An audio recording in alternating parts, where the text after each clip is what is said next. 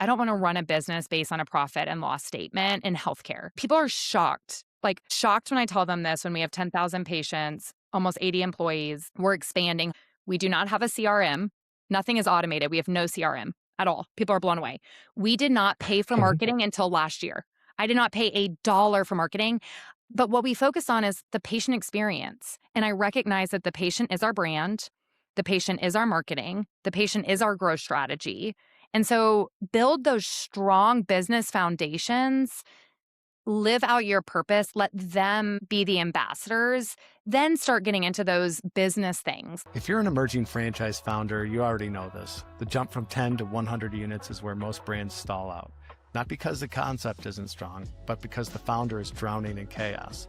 I'm Guy Coffey, franchisor, franchisee, and growth strategist. I've been where you are, and I know what it takes to build a brand that scales without burning out, selling out, or losing control. That's why I created the Franchise Scaleup Show. Every week, I'll share the playbooks, the red flags, and the mindset shifts that separate the brands that stall from the ones that scale. So if you're serious about protecting your vision and multiplying your brand, hit subscribe right now. This is the Franchise Scaleup Show. I'm Guy Coffey. Let's get to work.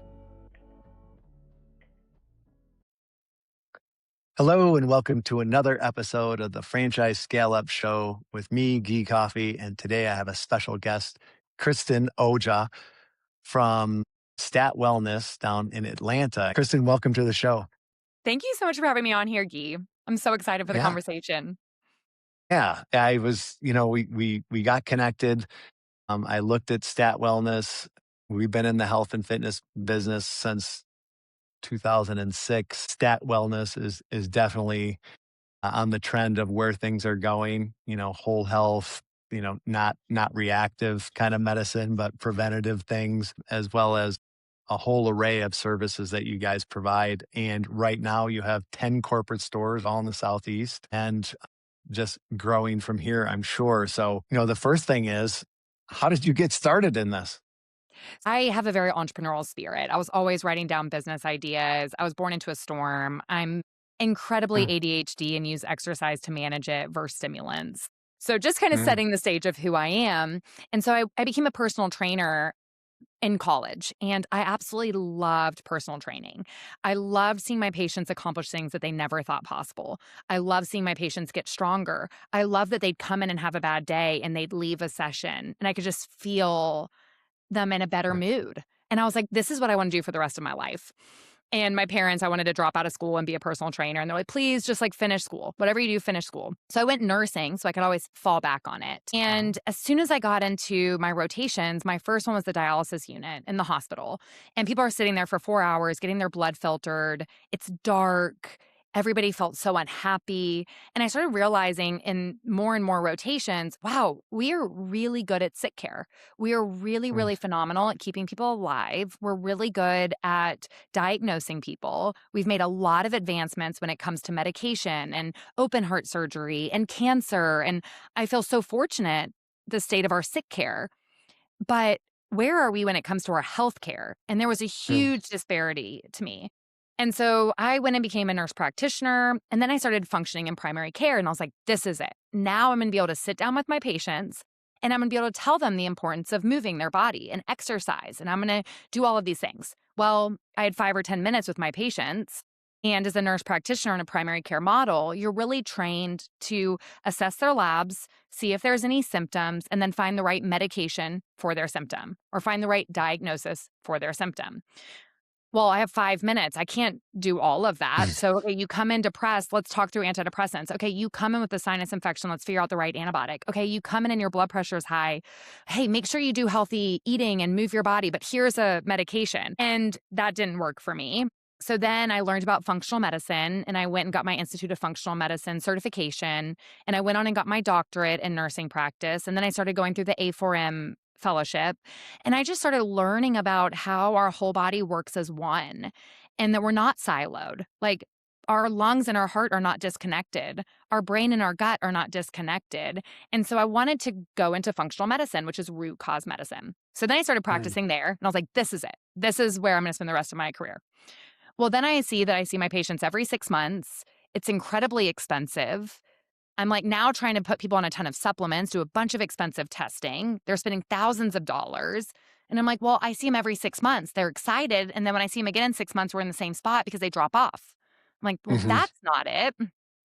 So then I go back to like, what are the things that we as humans need? And I truly, after everything, I'm like, it's lifestyle. It's lifestyle medicine that needs to be at the foundation of a practice. So I was like, well, I'm going to create a gym because I love strength training. My background's as a personal trainer, and I'm going to put medicine in there. And every bank, every investor is like, well, there's no proof of concept. Nobody is doing this. Nobody would give me money. So, like any Hmm. entrepreneur, you just do it. So I did it. And my husband, I'm sure he had some tears shed. He's much less, he doesn't like risk as much as I do. So I sign an $8,000 lease. Sign a personal guarantee. I hire an employee. I have no patience, no business model, just the belief that this system's going to work. And those Just, infancy years. just to clarify, that's 8,000 a month, not Yeah. 8,000. Yes. So it's Oh, my it's husband, probably closer to a million, right? he's like my favorite. His eyes get so big. Like, please tell me you didn't sign a personal guarantee. Well, I did actually, but I just believe it's going to work. I just believe it's going to work. Just what any, loyalist on the Enneagram that like stability wants to hear, that you just believe it's going to work. Right. But I wanted to create a space that was a one-stop wellness shop. I wanted to create a membership-based model that had approachable pricing. And I wanted to have unlimited health coaching, unlimited dietitians. I wanted to create a space where we could measure muscle mass and not weight. I wanted to create a Mm, space where we could get stronger. And I wanted to create a space where we could help you understand what's happening inside of your body through functional medicine. And we started in Atlanta in 2019, and we've been taking off from there. We have 8 locations. We're in the process of growing, just to clarify from that, and we have 10,000 patients. So okay. All right. in the Southeast area, and we're continuing to expand. So we'll be at 10 very soon. Okay. But 8 locations and 10,000 patients. Yes, and we're getting over 80 employees. So it's a fun journey, but I know a lot of you guys listening are entrepreneurs, founders. Like I describe this, my husband and I, it just makes so much sense that like opening and running a business is just like parenting. If any of you guys listening are parents, it's like you go through the infancy where you're so physically exhausted and you're just trying to learn how to be a parent. And then you go through the like wobbling toddler phase where you're like, okay, we're starting to get on our feet, but like we still like we don't really feel super confident. And then you have that childhood that nobody talks about. The sweet spot, you have 2 or 3 locations. We feel like we got control of everything. We're not stretched Mhm. too thin. And then you get into that like messy middle of adolescence where you're like, oh shoot, we've got some acne on our face. We're challenged. This is like Right. hard. This is the emotional piece that people talk about, less of the physical exhaustion, more of the emotional. And so we're in the adolescent phase, we're in the messy middle, and we love what we're doing and we're staying true to our mission and our purpose. And it's gonna keep growing. Yeah, I wanna touch base. I love that analogy of, the childhood, you know, the infancy, childhood, adolescence, and, maturity where you're an adult, but just from having talked to a lot of founders, even when you're bigger and everything like that, there's still new challenges, there's still new things to learn all the time. A lot of it, from my experience and talking to people, goes towards how to finance and structuring debt and equity and and all these kind of things where there's no real curriculum for that anywhere. The only way to learn it is to do it, right? Yes. And so with 8 locations and and 9 and 10 coming soon, yeah, I'm sure you're going through learning pains, but you have a lot of proof of concept for sure. Looking at your website and your team, they all look very, very well qualified. And I bet you, just from meeting you and seeing your website and seeing your growth, like the culture that you guys are creating has to be amazing, because that distinction between sick care and healthcare, who doesn't want to be on the good side of that? Who doesn't want to be on the side of, I say it, we're not as sophisticated or as you know, have a bunch of different services, but we have gyms. And I was just telling someone this morning, like, we've had other businesses and beauty and construction and things like that, but there's something about fitness and healthcare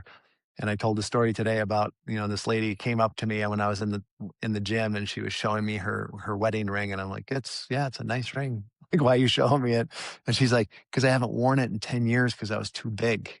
And you guys Oh. helped me make this happen.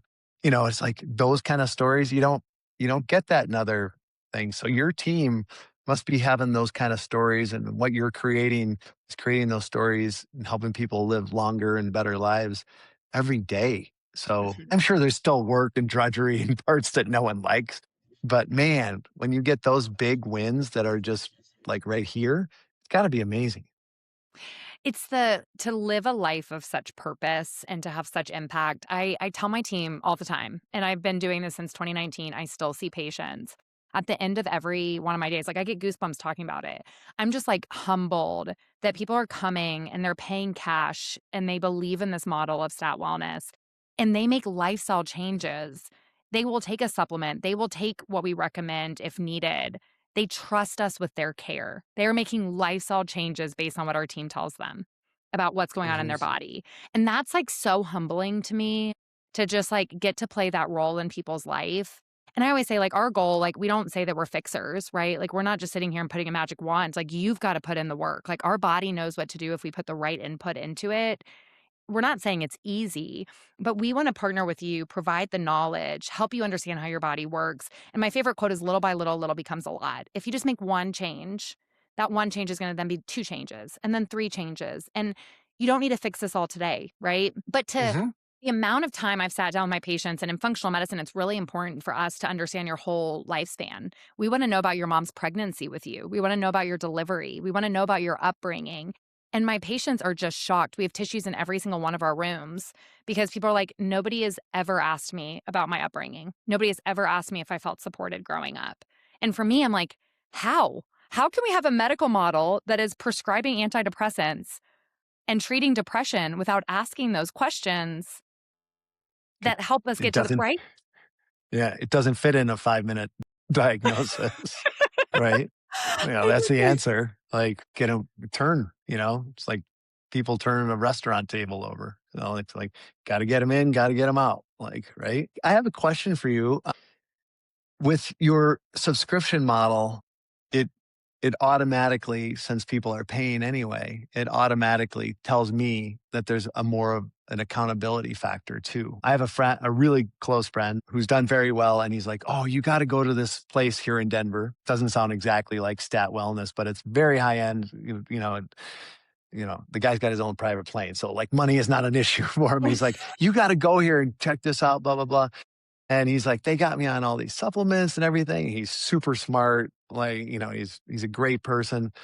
And then we're at a hockey game and he's drinking Diet Pepsi. I have a Diet Coke here, so I'm not judging it or anything. But, he's drinking a Diet Pepsi and eating nachos and cheese. And he's telling me about like, I'm on all these supplements and my heart and all this kind of stuff.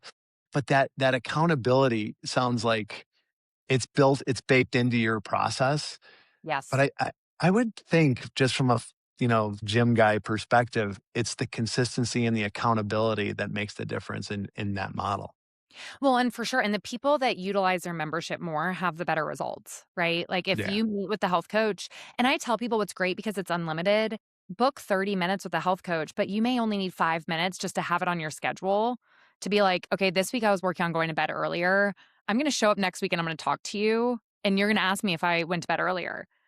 Like, we Yeah. know in business, when you're in mentorship groups, we know in any scenario where you have to show up, you have the accountability, right? When someone's gonna Mhm. ask you if you accomplished it, you may do it a couple weeks where you're like, "I didn't do it. I didn't do it. I didn't do it." But eventually, you're gonna be like, "I wanna show up and say, like, you know what?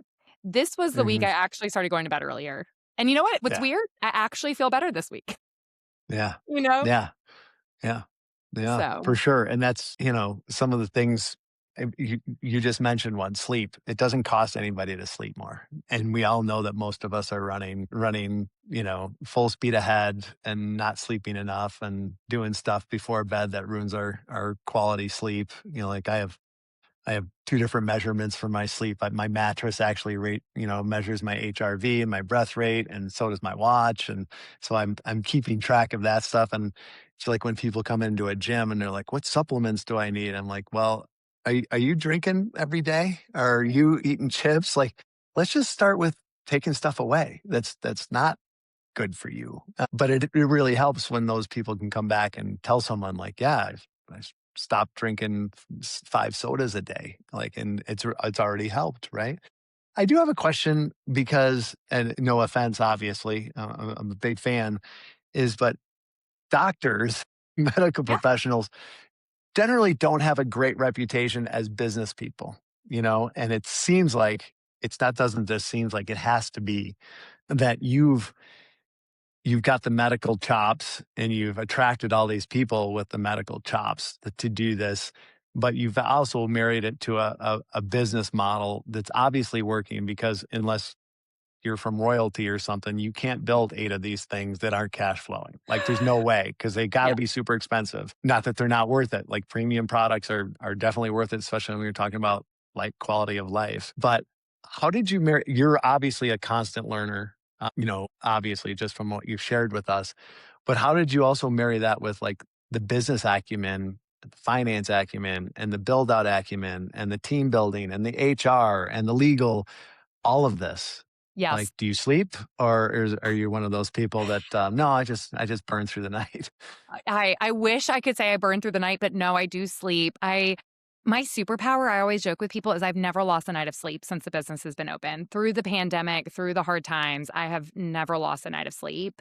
And I honestly think that allows me to keep showing up every day. Like it's like I have Mm, my certain non-negotiables that I just will always do. By no means is my lifestyle what it should be. I have 3 kids that are under 5 years old on top of all of this. So, like, I'm very honest of, like, what works for me with these little bits. But, I think, the business and the entrepreneurial side and the leadership side, it's really been very different during each phase. But I will tell you, mm, for me, my background, I don't have a business degree. I don't have an MBA.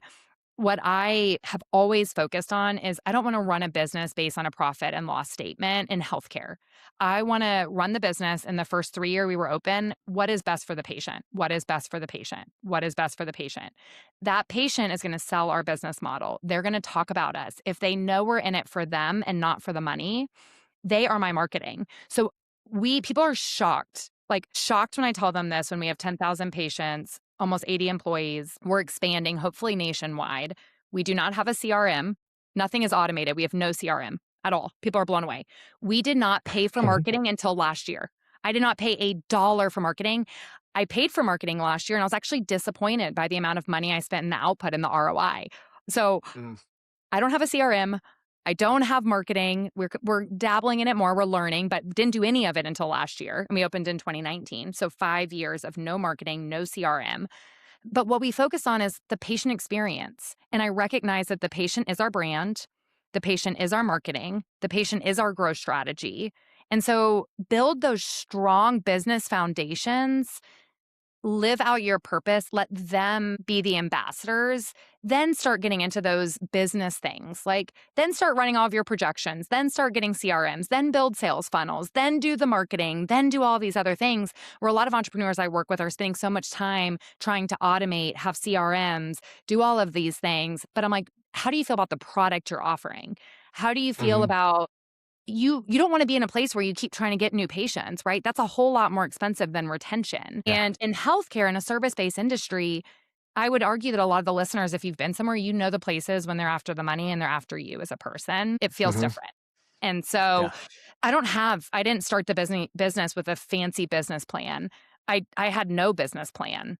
I just had this vision, this purpose, this mission, and I told my husband, I was like, "I will do whatever it takes for this to be successful," because I believed in it so much. And I think the second piece of that, because I talked about the patient, but the second piece of this is like pour into your team. Like, mhm, pour into your team, into your culture, into who you are. Be clear about your core values. So, one of our words, like you're talking about the impact that we have and like being in such a place that has such purpose is amazing, but it also comes with some unsexiness that I call one of our core values is relentless customer service. And when I talk to people, I'm like, hey, a service based industry, working with patients, all different types of patients. It's hard. You've got those 95% of patients that you just like get so excited to see. But you get those 5% of patients where you're like, ooh, like lean into that core value of relentless customer service. We are here to serve the people that walk through the door. We are here to care for them. And so we've gotten clear on our core values and we interview in that way. And we tell people like you need to love what you're doing because one of our core values is relentless customer service. And that word Mhm. relentless is there because that kind of sounds stressful, doesn't it? Like relentless. Sure. Yeah. But we're not Yeah. No sugarcoating matter it, how I right? feel today, right? It Yeah. doesn't matter. I know. And so I think it's both, but we can touch on like different seasons of the business in different areas, but I would say that that was kind of our framework, our mindset when we first started that has led us to where we are today. And we're getting into more of those businessy things, but we didn't start with that foundation. That's incredible. Like when you said you had no CRM and no marketing and done all that, that is truly unique. And kudos to you. It really shows that focusing on the customer actually works. Well, we just hired an Yeah. SVP of growth and he was like, "So what CRM are you on HubSpot? Like what are you utilizing?" I was like, "Oh, nothing." "Well, how do you reach back out to patients that drop off?" "Oh, we don't." Yeah. Like, Right. but now we have opportunity, right? Now we can bring someone in that's able to set this up because we have the Hmm. foundations there, and Yeah. it's only gonna improve our experience moving forward. Yeah. Yeah.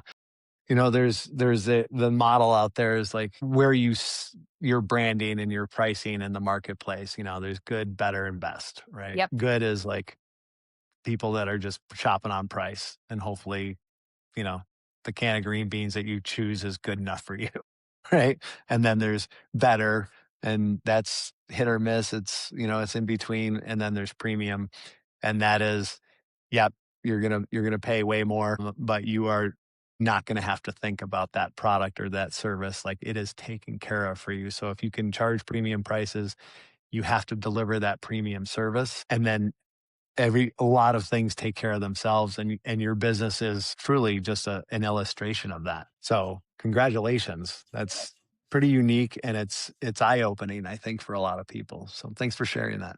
Thank you. What is your mission? You talked about staying true to your mission. You mentioned you have, core statements that you Mhm, hire to, probably, as well as adhere to and remind people of as the days go on. mhm. Small business is small business. Like it's not about training people, it's usually reminding people. Yeah. So what is your mission? So our mission is really pretty simple. We want to redefine healthcare and we want to be people's trusted wellness ecosystem. And there's kind of two things in that statement I love that we're redefining what healthcare looks like. We used to say we were functional medicine and movement, and we now say no, we're just your modern healthcare solution. Like this is healthcare. Movement is healthcare. Physical therapy Mm, is healthcare. Meeting with a health coach, talking about what you're eating. This is your modern healthcare solution. So we keep tweaking that message, but we are redefining healthcare and we want to stay people's trusted wellness ecosystem. And I want to also tell the listeners we dabble in trends when there's enough research. Like we use peptides and we use supplements and we use those things, but they're not the foundation of our business. So we're going to survive any trend because as long as there's mm, humans, you need to exercise, you need to sleep, right? So, and then we have what we call our stat promise, and we're really leaning into this more. And we're actually going more old school when the rest of the world is going more AI. We're going more like printed folders, my business card inside of the folder, our stat wellness promise inside of there. So if you don't experience this, email me. Like every person is known. Every plan is personalized and every visit is moving your health forward. And so we're never guaranteeing results, but we're guaranteeing that you're a person. When you come to stat, you matter, right? We're going to take time to mhm, personalize something for you. And we're going to make some recommendations that are going to move your health forward. Now that might just be an inch right now. Like maybe we're moving slow. It might be a mile, right? But getting true on who we are, what we're doing and what we want you to feel and experience. And that has continued to evolve over the years. And then our core values, they're more internal that we really lean on, but ego is the enemy. It mm, doesn't matter what your position is. And I joke, I'm like, flip our organizational chart. I've talked about this on podcasts. Like, put me at the bottom. I'm here to serve the team and improve your guys' work experience, right? Ego is the yeah. enemy. Relentless customer service, patient focused. If you have a patient that's upset that we were super late with, we dropped the ball on something, offer them something. Like take this as an opportunity to turn around their mood before they walk out of the door, right? Let's Hmm. end this customer service issue with something positive. And then, really important to us, growth mindset. I've learned over the years when we hire people that don't have a growth mindset, they don't fit into our culture with the speed we're growing, and it stands out. And so, Yeah. when you sometimes leave those people in the organization, it can have a negative impact. Like, we hire people that are wanting to grow personally and professionally. Yeah. That's so important. Yeah. I bet you I bet you have very high standards for hiring, and I would bet, just based on your reputation and everything like that, that a lot of your team is referred by people on your team already, because Exactly right. those like-minded people, And they're the tend best to stick hires. together. Yeah, Yes. yeah, for sure.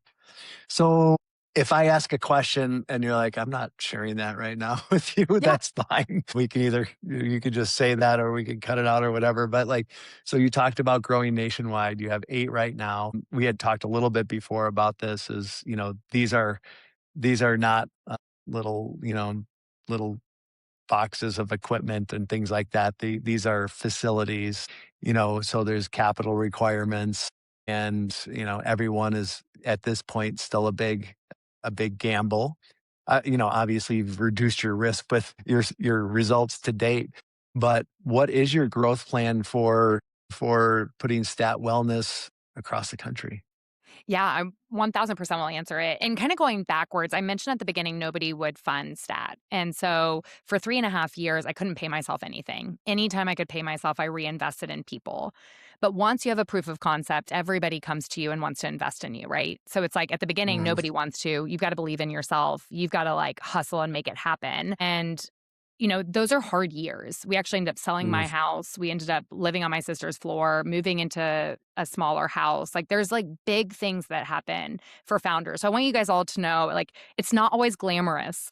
So when we're mhm, like talking about this, I just don't want it to come off that's like, oh, we're just gonna like do this and make it happen. Like, no, there's like a lot of grit and a lot of non-glamorous things behind the scenes. But when these VCs and these investors and these angel investors that are our patients or I took every single call, every single call, every single meeting. I was like, I'm going to just prioritize taking it. I'm not looking for money right now because we're profitable and I've got the capital to grow at the speed I want to right now.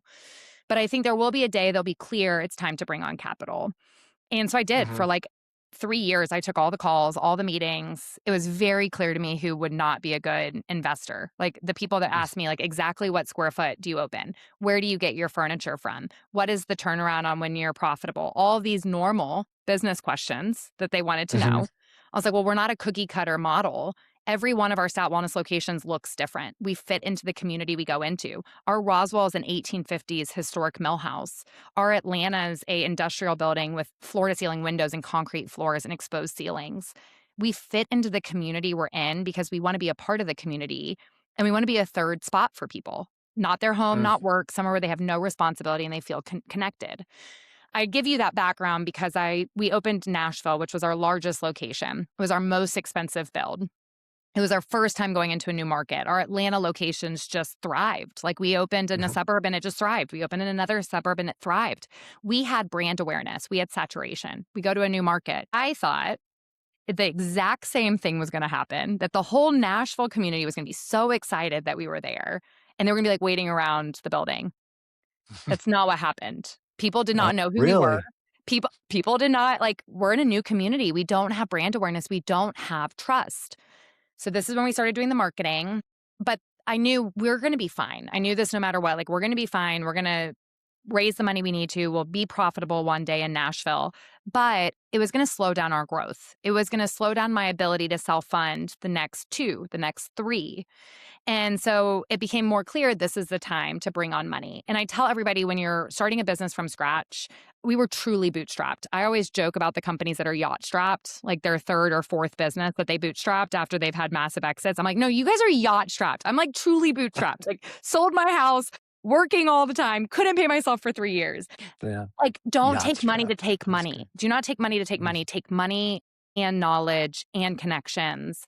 And so I mm, needed to get to a point where that made sense. And so to answer in a very, very long way, We brought on capital last year for the first time ever. I have a board for the first time ever. They are like, use the money we gave you, use this money to grow. And I'm like, no, I use this money as a security blanket to stay just as scrappy as I've been from the beginning, but to be able to take a little bit more of that leap when it comes to people and buildings. So we are starting to do 3 to 5 locations per year, and we're going to stay scrappy and hopefully not do another round of funding for the next 5 years. And then I'll probably be out in 10. If I were to just like put my magic finger, I'd love when I go to exit to have 100 stores. That's my goal. Okay. All right. All right. Well, thanks for sharing that. Is it different having a board that you are not reporting to, but definitely reporting on what's going on in the business since they've invested? 1000%. Yeah. 1000%. So before, I actually craved a board. I don't know if any of the founders listening, you almost want at one point in the business somebody else to push you because you get to be the decision maker of every single thing all the time and you have nobody to Yeah. report to. And you're like, I actually Right. want somebody from the outside to ask me questions. I want somebody from the outside to push me. I want to feel uncomfortable. And my board is the kindest people in the world and they like don't stress me out at all, but they're always there. I put the pressure on myself the exact same way our patients do when they meet with the health coach. Like I say, I'm going to do something. I'm going to do whatever I can to do this before the next time we meet for our board meeting. And so the accountability is huge, but it does create another level of pressure if you are like me that wants to perform well, whether it comes from the board or not. When you have a board, you feel the pressure on yourself. Yeah. Yeah, for sure. And it's accountability. It's a universal concept that all human beings seem to need. Like, being a founder can be you're surrounded by people and you feel really lonely sometimes, right? Oh gosh. Yes. You know, I I'm 6 sure. months in of Yeah, stat. Yeah. yeah, yeah. Just real quick, we haven't even talked about like where'd you come up with Stat Wellness as a name? So I worked in the emergency room and I actually loved it because I'm an adrenaline junkie and everybody wanted everything stat. And it Mhm. was started as a play of words. Like wellness is actually not achieve stat. It's the little by Right. little, but it stands for strength to achieve total wellness. And so I wanted to create something that embodied what we were trying to say, which was the strength to achieve total wellness. And then if you look at our logo, it's a W and there's a triangle in the middle and it's mind, body, and spirit. And there's an intentional gap in that triangle. And that means that there's room for improvement in us all. Wow. Thought of everything. Well, it matters. Like, even if people don't know, like, so many people have no idea what Stat Wellness stands for. But for me, it matters, right? Like, for our team, Yeah. it matters. Like, who we are, every single thing down to, our space, how it makes you feel, to the name, to the logo, to the core values. I can explain why. And you probably know Simon Sinek. Like, it's, a lot of organizations have no idea why they're doing what they're doing. They can tell you what and Right. how, um, and I wanted to know that from the beginning. Like, I think that's Yeah. one thing I deeply know why we're in what we're in. It's to transform healthcare. Yeah. Yeah. And hopefully it becomes something that's universally, attainable by everybody, right? Instead of everybody getting sick, going to the doctor, getting referred to big pharma. I do have one. This is probably like the most basic question that you get, and you probably get it very frequently, but I'll share why I'm asking it. The GLP-1s, right? All the rage in Anytime Fitness, which is I've been a franchisee of Anytime Fitness for 20 years. We're gym people, right? Health and wellness, we have nutrition and we have recovery as well. But, the GLP-1s, Ozempic and all that, like we see that as something that we've seen people. I have people on my team that are on that have, transformed themselves in terms of being overweight to not overweight. But it also comes at a price of like muscle loss too. And so it becomes even more important for people to you said you're a big fan of strength training. I am too. And I think it's great for everybody. We see most of our senior citizens, we're getting them into strength training, which, vastly improves their balance, durability, all those kind of things. But that's such a huge trend right now. And people are like, oh, are you worried about, the GLP ones? I'm like, no, people have to work out even more now. And they Yes. already have momentum going for them. So it's kind of going to that virtuous cycle. But what are your thoughts on that, if you don't mind sharing that? 1000. So I look at a lot of the research and I look at we have this like subset of patients that really are doing what they should be doing. They do change their diet. They are strength training and they're in a very metabolically resistant state. Like it's a lot harder to turn on those fat burning hormones to really help with the results. And so I do think there is a time and a place for GLP-1s. What I think is the big problem is they're being misprescribed. People aren't being educated on what to do when they're on GLP-1s and they're not being tracked or followed up. And so the positive research on GLP-1s, I think they're coming out with research on reducing amyloid proteins in the brain, so Alzheimer's reduction. I would much rather someone take a GLP-1 than a statin if they have really high cholesterol. I think there's cardiovascular protections we're seeing in research. Sleep apnea, we're seeing it improve people's sleep apnea, especially if it's associated with weight. Obviously, the diabetes, the prediabetes, what was called PCOS, a hormonal condition that's now referred to as PMOS, the metabolic condition that affects women's hormones. So there is a lot of research on the benefit. But here is the massive problem. You can get GLP-1s wherever you want. Like if you want to be on a GLP-1 and you're listening to this, like you can be on them. You can go to a med spa, you can go to online, you can get them. What I would say is nobody's coaching you on what success looks like. And so we are going to coach you on measuring your muscle mass. We have so many patients on GLP-1s that build muscle. We focus on, you don't want to lose more than a pound a week. If you're going on a GLP-1 and you're so happy you lost 20 pounds in 6 weeks, that's not sustainable. You lost muscle, you're under eating, and you're destroying your metabolism. So I know the answer is not black or white, but for us, it's slow weight loss. It's lifestyle first, GLP-1 as a tool or a cherry on top. Eat your breakfast, lunch, and dinner. Strength train. Maintain muscle mass so that you can come off of it. Use it for the shortest amount of time possible at the lowest dose. Don't just keep increasing it. So I think I know it's not black and white, it's very personalized, but I do think they do have a place. And I have had several patients that have high cholesterol, they're super inflamed. I'm like, let's give me 6 months. 6 months, we see some results, but I'm like, you're right. Like your cholesterol is not coming down as much as it should. And I believe you're putting in the work. Now let's add in a little bit of that low dose GLP-1. Let's microdose it to start having maybe faster results with the work you've already put in and the foundations you've built. And then, hopefully once we become more metabolically flexible, our body starts to recomp. We start to put muscle on. We start to lose fat. We start to lose visceral fat. We're fueling our body well. Well, now let's come down on it and come off it. Yeah, 'cause, even me, who's in the industry from the gym side, is what I have in my head is like once you're on them, you have to stay on them. No. Okay, If our patients are good to know. eating, so I have patients they're so happy they're not hungry and they just eat dinner. If you're listening and you're on a GLP-1 and you're just eating dinner, when you come off a GLP-1, you're not just going to eat dinner. You're going to eat meals throughout the day, right? Food is fuel, food is nourishment. So you think of it as a tool, get all the foundations in place, make sure you work with somebody that is supporting your longevity and not just weight loss. And I Right, think they can have a place. right. I have one more question for you. Who are your patients? Because, I am, and I'm asking for clarification just because I'm picturing, my one buddy that went to the fancy place and a couple other friends that, have the wherewithal that are very, very fit even as they're aging. Who are your patients or members, whatever the correct term is? And because you do have that, that gym, and the physical therapy and things like that, are a lot of your people coming in on a regular, like they would a normal gym? Mm-hmm. So 2 questions. Who's your client and how often are they visiting a stat wellness facility? I'm Great. sure it varies, but just in Yeah. between, like the average.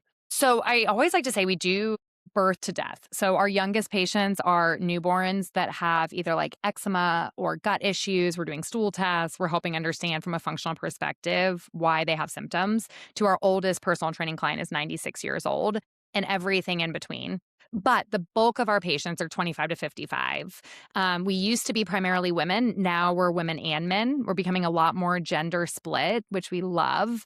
But there's kind of two buckets. There's the one that's the optimizer, the person that just, is educated. They want to become the best version of themselves. They've been tracking all Hmm. their data. They already know a lot about their body, but they just want somebody from the outside to elevate them. Just like, how can I Hmm. tweak a little bit? They're so motivated. That's our entrepreneurs, our executives, all of that. But we also have this second subset, which is the person that's sick and frustrated.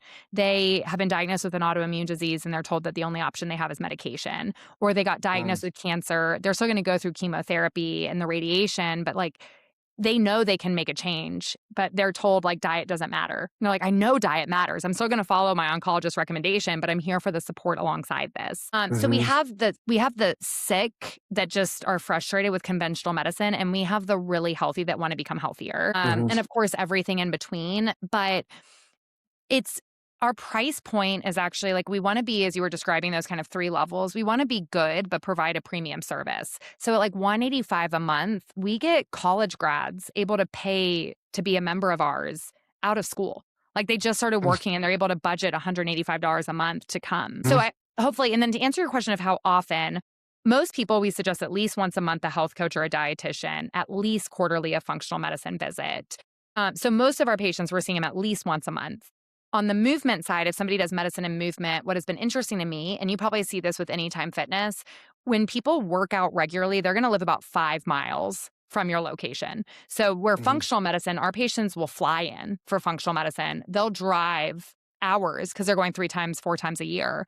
But for the I'm coming to work out 3 times a week or 5 times a week, they're going to live right there in the community. So Hmm. if that kind of answers your question, like our movement members, we suggest they come in 3 times a week. We specialize in strength training.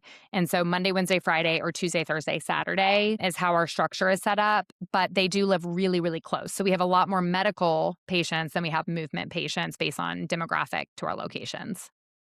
Sure. That makes sense. And then, but it like your movement, are those all like group classes, or is it open gym, or is it they're like meeting one on one with a personal trainer?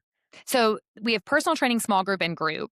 We don't have Okay. open gym yet, but we are looking at we've got all of our programming on apps. And so we are looking at getting tablets so you can like reserve a rig. All of our training is based on barbells, kettlebells, and really we just focus on muscle building. Hmm. So we're going to get to that, but right now it's personal training, small group, and group fitness. Yeah. I find it so interesting that you are a medical professional, you're running a medical facility, and the focus is on building muscle. Yes. Because back in the day, it used to be like, well, you just want to look good. Like now it's like, oh, there's so much more to it, right? Yeah, and when we opened, like, there was nobody like, we had to do so much education. People did not understand it. Even in 2019, people did not understand an hour of strength training, like hypertrophy building. Like, they just didn't Mm. understand taking 90 seconds in between sets. We Right. had to, like they Yeah. were used to Burns and the Berries and the Orange Theory, which has a place, that HIIT training, but we were really focused on strength training. And so there was a lot of education involved at the beginning. Now, a lot of people are talking about this. They're talking about muscle being our greatest asset as we age. So, what Yeah. started as super novel is becoming more mainstream. So, what does that Yep. create? A more paranoid leader of how do we stay on top? How do we get better and better? Right? Right. Which is Yeah. exciting. I mean, that is exciting, but it also comes with its own business challenges. Yeah. Well, just a little anecdote from like Steamboat Springs, Colorado, where one of our clubs is. It is the people in Steamboat Springs are amazing. They're all extreme. I don't care if they're 8 or 88. Our oldest personal training client is 92 years old, and and just did the Zirkle Circle, which is an 11-mile hike with like 27,000 feet of elevation or something crazy like that. Goals. Right? But it's Ski Town USA and Bike Town USA. So it's very, very cardio centric. Like when someone says they're going for a hike in Steamboat, I don't care if they're 80, you don't ask how many hours, you ask how many days, right? And like everything is cycling and biking and everything. And when we first opened there in 2010, we're like, that's great that you're an amazing cyclist, but like if you crash and you have no muscle mass around your shoulder, or if you get sick and you're going to lose muscle mass and you already have a very limited amount, it's going to take longer. So it was like this education. And to be honest, I mean, it's absolute truth, and that's why we were saying it. But it's also we're a gym, we have Yes. weights. Like anybody can run outside in Steamboat Springs. It's way more beautiful outside than it is on a treadmill, even if we're looking at the slopes. So we wanted people to start lifting weights, right? And I also find it really interesting that you're so high tech and everything, and you have barbells and kettlebells. Yeah. Like, yeah, that's what we need. Been It's around since like true. right after the caveman came out of the cave, right? Exactly You know, right. yeah, it's the dichotomy of between. I'm sure you have incredibly expensive and instruments and things like that, and then you got kettlebells, Yeah. right? It Yes. works. That's what you go with, right? So, well, I hope you build one in Denver, so that my wife and I don't have to fly to Nashville, although it's a beautiful place, or Atlanta. Is your place in Nashville like out by Franklin or Brentwood or something like that? So it is in Nashville. It's right by 12 Mm, South in an area called Berry Hill. So I don't know if you're familiar with okay. 12 South, but it's right there in Berry Hill. Okay. All right. I'm not as familiar. We had a location in Brentwood and one in Franklin. So that's my frame of reference. So, but hey, this has been so great. Please, we'll have everything so that people can find Stat Wellness. I think what you're doing is just amazing from a health perspective and just a general perspective.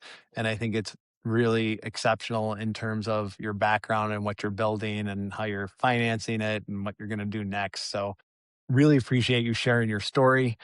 Because you're right. At one point, it's like, oh, she's just a whiz kid, like that works her butt off, and she had a great thing. Like you sharing the story of like living at your sister-in-law's or your sister's, and then going into a smaller house. Like these are things that resonate with founders.